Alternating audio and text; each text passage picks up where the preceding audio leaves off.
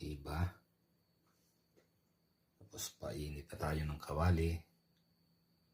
Maya-maya ay may ulam na tayo.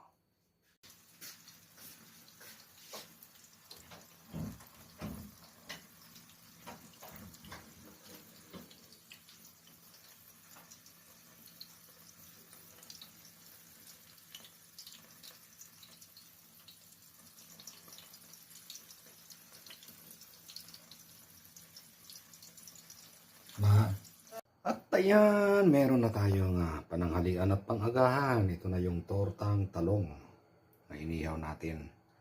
So ayan, ano pang hinihintay nyo? Kainan na.